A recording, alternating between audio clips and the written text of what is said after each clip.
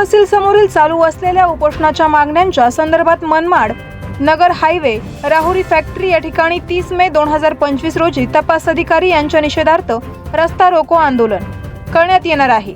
राहुरी तहसील समोर बर्डे कुटुंबातील उपोषणासाठी बसलेल्या एका महिलेची प्रकृती बिघडली असून व देवळाली प्रवाराच्या आदिवासी बर्डे कुटुंब यांच्या घरावर हल्ला झाल्याप्रकरणी राहुरी पोलीस ठाण्यात गुन्हा दाखल केला आहे। जवळपास 2 महिने उलटून गेले, अजूनही अद्यापही एक आरोपी अटक नाही।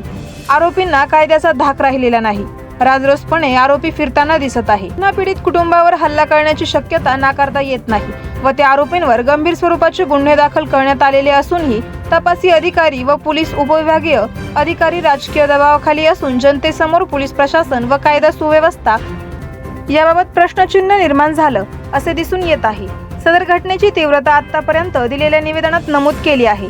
यामुळे पोलीस अधीक्षक साहेब यांना निवेदनाद्वारे मागणी करण्यात येते की आमरण उपोषणासाठी बसलेल्या बर्डे कुटुंबाच्या मागणीची गंभीरपणे दखल घ्यावी। तपास अधिकारी, पोलीस उपविभागीय अधिकारी त्यांची तात्काळ चौकशी करून बडतर्फे करण्यात यावे।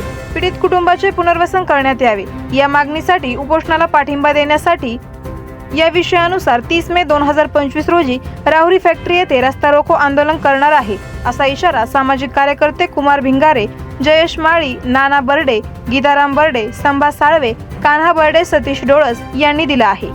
आवाज जनतेचा न्यूजसाठी प्रतिनिधी चंद्रकांत जगधने।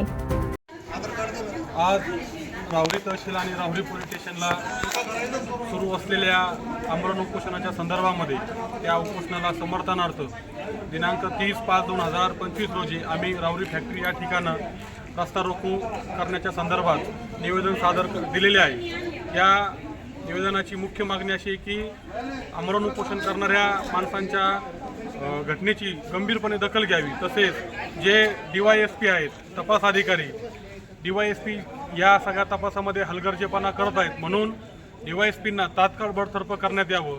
तसंच या सगळ्या घटनेची पुन्हा गंभीरपणे दखल घ्यावी आणि या सगळ्या माध्यमातून आम्ही या आरोपींना तात्काळ अटक करावी म्हणून सुरू असलेलं उपोषण, या उपोषणामध्ये जी महिला आहे बर्डे कुटुंबाची, हिची प्रकृती खालावलेली आहे। अजूनही प्रशासनाला या संदर्भामध्ये कुठलीही गांभीर्यता दिसत नाही। जर या उपोषणाची गंभीरपणे दखल घेतली नाही तर या 30 तारखेला नगर मनमाड हायवे आम्ही पूर्ण दिवसभर या ठिकाणी आम्ही बंद करू। जोपर्यंत DYSP बडतर्फ होत नाही तोपर्यंत आम्ही हे धरणे आंदोलन आणि उपोषण आणि रस्ता रोको थांबवणार नाही, अशा ठिकाणी थांबतो। धन्यवाद। करायचं आहे लाईव्ह कार्यक्रम किंवा आहे कसले आंदोलन, जनसामान्यपर्यंत पोहोचेल आपला हक्काचा आवाज, आवाज जनतेचा। बातमी व जाहिरातीसाठी संपर्क करा स्क्रीनवर दिलेल्या नंबरवर।